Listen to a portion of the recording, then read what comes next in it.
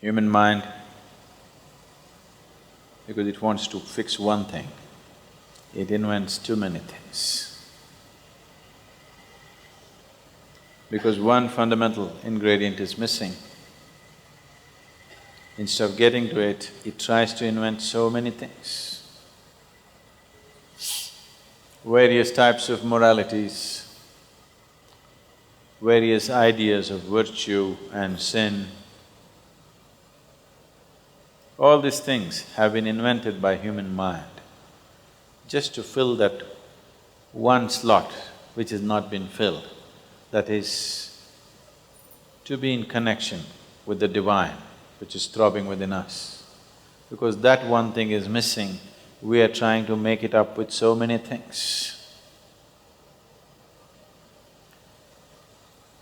What is virtue, what is sin?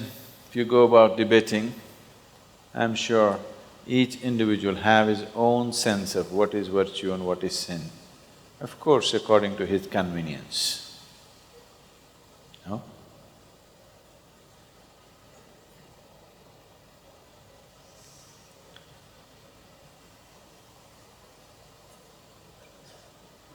All this is just a circus that the mind is doing simply because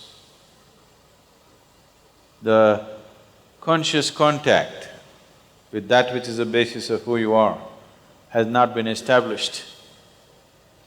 Because to cover that one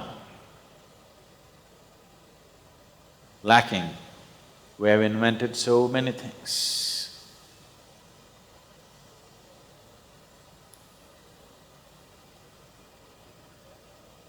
On a Sunday morning, in a Sunday school, the Sunday school teacher was very enthusiastic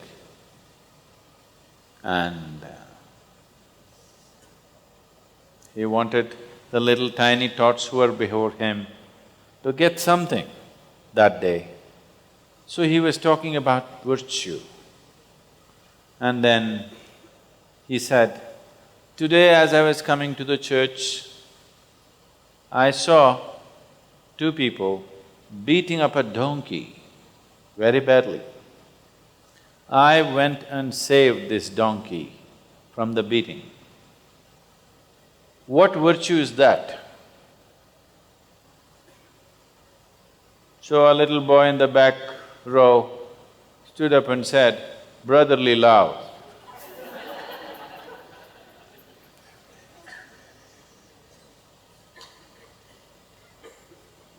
So your ideas of virtue can always be twisted and turned in so many different ways from generation to generation. Ideas of morality, ideas of virtue and sin are twisting and turning, isn't it? Whichever way it's convenient for today, accordingly we'll twist it. And always there's a debate as to which is virtue and which is sin. From society to society, from generation to generation, from individual to individual. Within the house, if there are four people have four different standards of virtue, isn't it so? No?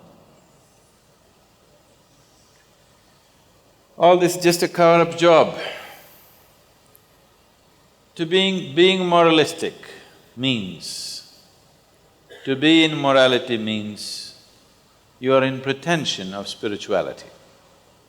What should have naturally occurred, you are trying to act it out.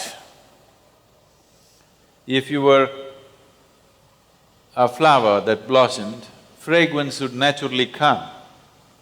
Because you're a plastic flower, now you're trying to spray. You spray today, in an hour's time, again it's gone. Morality is a big circus. With great difficulty, people are being moral, isn't it? No? With great difficulty. And those of them who are successful in being moralistic, those people who are 100% correct in their morals, one thing that's happening with them is nobody wants to be around them. They don't mind being around somebody who is immoral, but they want somebody lively, isn't it? Totally moral and lifeless, nobody wants to be with them. Please see, the more an individual person thinks that he is a good person, I am good, I am good, I am good, nobody wants to be with him. Because this idea of what is morality, what is virtue, what is sin, is essentially coming in comparison with somebody else. How do I come to a conclusion that I am a good man? He is not okay. Yes? Not okay. She is not okay, he is not okay, she is not okay, he is not okay, he is not okay, he is not okay. Compared to all these people, I am a good man. If I do not make any judgments about any of these people, then there is no basis for me to call myself a good man or a bad man. The more good you think you are, the more you will find nobody is okay. Have you noticed this? People who think they are very good, in their eyes nobody is okay. If nobody is okay, it's not a question of virtue, it is a question of madness. The first sign of psychological disorder is you start thinking nobody is okay. Do you know this? Even medically, the first sign of psychological disorder is you start thinking nobody is okay. Some American author said this, I forget his name. He said, everybody in the world is queer except you and me. You also seem to be little queer. So nobody is okay except you. If nobody is okay, it is a clear case of madness. It is not a question of morality or virtue. So virtue is not about practicing a certain morality. The greatest virtue is that you are in tune with life. You have become life. Am I not life? No. You become too much mind. You become too much emotion. You are not life. And when I say you become too much mind, the content of your mind is not yours. If you carefully watch your mind, you will see your father is sitting here, your mother is sitting there, your teacher here, your friend somewhere else, your enemy somewhere else. Just a whole crowd of people sitting inside and doing crazy things. Yes? When such a crowd of people are there is no question of consciousness. A crowd cannot be conscious, only an individual human being can be conscious. If you carry a crowd of people in your head, the chances of you being conscious are super remote. So the whole process, the spiritual process, is about shifting from being a mental activity to being a life process. Are you a life with a mind, or are you a mind with life attached? Let's decide this. Huh? Are you a life with some mental capabilities, or are you a mind with a little bit of life attached? You're alive, isn't it? A very enthusiastic biology teacher saw a very unenthusiastic classroom full of children, so he wanted to do something. So, he went, stood on his head in the class, on top of the table, and he stood there like this, on top of his head, and children got interested and they were all looking. Then he said, staying on his head, "Can you see my face is getting all red?" They said, "Yes." Then he got off and then he said, "See, when I stand on my head, all the blood moves into my head region and my face gets red. But when I stand on my feet, it does not happen. Why?" Why? One little boy stood up and said, "Because feet ain't empty."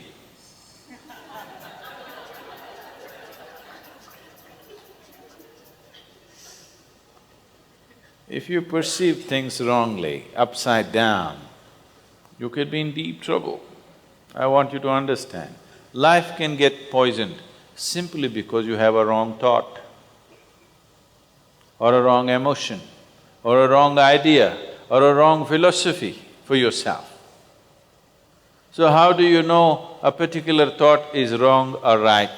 How do you know a particular philosophy is wrong or right? You do not know. The only way to find out whether something is poisonous enough or not is to drink it and see. After that we will know, you will not know. Yes, we will know it works, you will not know. So what works and what doesn't work, if you find out like this, it's going to be very expensive.